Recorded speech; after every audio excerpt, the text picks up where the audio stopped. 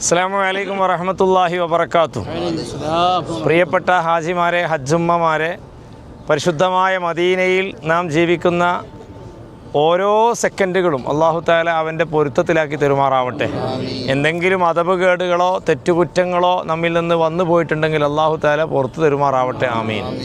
നമ്മളിപ്പോൾ സുബഹി നിസ്കാരം കഴിഞ്ഞ് ഇങ്ങോട്ട് ഇറങ്ങിയത് വെയിലിന് മുമ്പ് ഈ ഭാഗത്തുള്ള പ്രധാനപ്പെട്ട ചരിത്രങ്ങളൊക്കെ ഒന്ന് മനസ്സിലാക്കാൻ വേണ്ടിയാണ്. ഇവിടെ മദീനയിൽ പ്രധാനപ്പെട്ട ചരിത്രങ്ങളുള്ള സ്ഥലത്തൊക്കെ ഓരോ പള്ളികൾ ഉണ്ടാക്കി വെച്ചിട്ടുണ്ട്. പഴയ പള്ളികളുണ്ട്. ഇതൊരു പള്ളിയാണ്. നമ്മൾ ചിന്തിക്കും, ഞാൻ മക്കയിൽ നിന്ന് പറഞ്ഞതുപോലെ ഇവിടെ മസ്ജിദുൻ നബവി വലിയ പള്ളി ഇവിടെ ഉണ്ട്, എല്ലാവരും ജമാഅത്തിന് അങ്ങോട്ടാണ് പോകുന്നത്, നിസ്കരിക്കാൻ അങ്ങോട്ടാണ് പോകുന്നത്, അവിടെയാണ് ലക്ഷങ്ങളെ പ്രതിഫലമുള്ളത്. പക്ഷേ ഇവിടെയൊക്കെ ചുറ്റുഭാഗത്ത് കണ്ടോ അടുത്തടുത്തടുത്ത് പള്ളികൾ. ഇതൊക്കെ ഓരോ ചരിത്രങ്ങളാണ്. അത് ചരിത്രം ലോകാവസാനം വരെ അത് നിലനിൽക്കണം, അത് മുഅ്മിനീങ്ങളുടെ മനസ്സിലുണ്ടാവണം എന്ന് കരുതിയാണ് ഈ പള്ളികളൊക്കെ ഉണ്ടാക്കി വെച്ചത്. ഈ പള്ളിയുടെ പേര് മസ്ജിദുൽ ഗമാമ എന്നാണ്. മസ്ജിദുൽ ഗമാമ. ഗമാമ എന്ന് പറഞ്ഞാൽ കാർമേഘം എന്നാണ് അതിൻ്റെ അർത്ഥം. ഇതിന് 4 ചരിത്രങ്ങൾ ഈ പള്ളിക്കുണ്ട്. ഒന്ന്, ഹബീബായ റസൂലുള്ളാഹി സ്വല്ലല്ലാഹു അലൈഹി വസല്ലമ തങ്ങൾ മഴയെ തേടുന്ന നിസ്കാരം. മഴയില്ലാതെ വല്ലാതെ വിഷമിച്ചപ്പോൾ അതിപ്പോഴും മഴയില്ലെങ്കിൽ മഴയെ തേടുന്ന നിസ്കാരം നടത്താറുണ്ട്. മഴയെ തേടുന്ന നിസ്കാരം ഹബീബായ റസൂലുള്ളാഹി സ്വല്ലല്ലാഹു അലൈഹി വസല്ലമ തങ്ങൾ ഇവിടെ വെച്ച് നടത്തിയിട്ടുണ്ട്.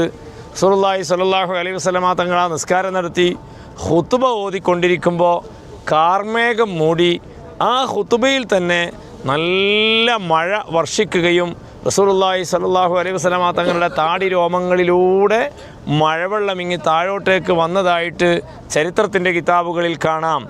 ആ ഒരു ഓർമ്മയ്ക്ക് വേണ്ടിയാണ് മസ്ജിദുൽ ഗമാമ എന്ന് പറയുന്നത്. അതുപോലെ റസൂലുള്ളാഹി സ്വല്ലല്ലാഹു അലൈഹി വസല്ലമ തങ്ങൾക്ക് ശക്തമായ ഒരു ചൂടിൽ നല്ല വെയിലാണ്. ആ സമയത്തൊരു കാർമേഘം തണലിട്ട് കൊടുത്തിട്ടുണ്ട് എന്ന് നമ്മൾ പണ്ടേ മദ്രസയിലൊക്കെ പഠിച്ചില്ലേ. ആ കാർമേഘം തണലിട്ട് കൊടുത്ത സ്ഥലമാണ്. അതുകൊണ്ടാണ് മസ്ജിദുൽ ഗമാമ എന്ന് പറയുന്നത്.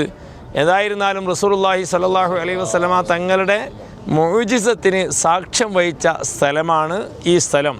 അതുകൊണ്ടാണ് മസ്ജിദുൽ ഗമാമ എന്ന പേരിൽ ഒരു പള്ളി ഇവിടെ നിർമ്മിച്ചത്. രണ്ടാമത്തത് പിന്നെ റസൂലുള്ളാഹി സ്വല്ലല്ലാഹു അലൈഹി വസല്ലമ തങ്ങൾ ജീവിതത്തിലെ അവസാനത്തെ ചെറിയ പെരുന്നാൾ നിസ്കാരം നടത്തിയത് ഇവിടെ വെച്ചാണ്. അവസാനത്തെ ചെറിയ പെരുന്നാൾ നിസ്കാരം നടത്തിയത് ഈ സ്ഥലത്ത് വെച്ചാണ്. മറ്റൊന്ന്, ഹബശ രാജാവ് നജ്ജാശി വഫാത്തായപ്പോൾ ഹബീബായ റസൂലുള്ളാഹി സ്വല്ലല്ലാഹു അലൈഹി വസല്ലമ തങ്ങൾ അവരുടെ മറഞ്ഞ മയ്യത്തിൻ്റെ പേരിലുള്ള നിസ്കാരം ഇവിടെ വെച്ച് നടത്തിയിട്ടുണ്ട്. അപ്പോൾ ഹബശ രാജാവ് നജ്ജാശിയുടെ മയ്യത്ത് നിസ്കാരം നടത്തിയ സ്ഥലമാണ്. റസൂലുള്ളാഹി സ്വല്ലല്ലാഹു അലൈഹി വസല്ലമ തങ്ങൾ ജീവിതത്തിൽ അവസാനത്തെ പെരുന്നാൾ, ചെറിയ പെരുന്നാൾ നിസ്കരിച്ച സ്ഥലമാണ്. മഴയെ തേടുന്ന നിസ്കാരം നടത്തുന്ന സ്ഥലമാണ്. അവിടെ വെച്ചാണ് റസൂലുള്ളാഹിക്ക് കാർമേഘം മൂടിയത്. ആ ഒരു ചരിത്രങ്ങളൊക്കെ, ഈ പറഞ്ഞ ചരിത്രങ്ങളൊക്കെ സാക്ഷ്യപ്പെടുത്തിയ സ്ഥലമായതുകൊണ്ട് മസ്ജിദുൽ ഗമാമ എന്ന അതിൽ പ്രധാനപ്പെട്ട ഒരു മുഅ്ജിസത്തിന് അതിൻ്റെ അറബിയിലുള്ള പേരാണ് മസ്ജിദുൽ ഗമാമ. നേരത്തെ മാഷ് പറഞ്ഞു വൽ ഗമാമ ഖദ് അളല്ലത് വൽ മലാസല്ലൗ അലൈക എന്ന്, വൽ മലാസല്ലൗ അലൈക എന്ന് അശ്റഖ ബൈത്തിൽ നമ്മൾ നോക്കിയാൽ കാണാം. വൽ ഗമാമ ഖദ് അളല്ലത്. റസൂലുള്ളാഹി സ്വല്ലല്ലാഹു അലൈഹി വസല്ലമ തങ്ങൾക്ക് കാർമേഘം തണലിട്ട് കൊടുത്തിരുന്നു. അപ്പോൾ ആ ഒരു സംഭവം മനസ്സിലായി. ഇൻഷാ അല്ലാഹ് ഇവിടെ ദുആക്ക് ഇജാബത്ത് കിട്ടിയ സ്ഥലവും കൂടിയാണ്. നമുക്കിപ്പോൾ അവിടെ നിന്ന് പ്രത്യേകം നിസ്കാരം ഇപ്പോൾ എന്തില്ല, സുന്നത്തില്ല. കയറി നിസ്കരിക്കുകയാണെങ്കിൽ തഹിയ്യത്തൊക്കെ നിസ്കരിക്കാം. എന്തായിരുന്നാലും അതിൻ്റെ ഉള്ളിലൊന്ന് കയറി ഓപ്പണാണ്.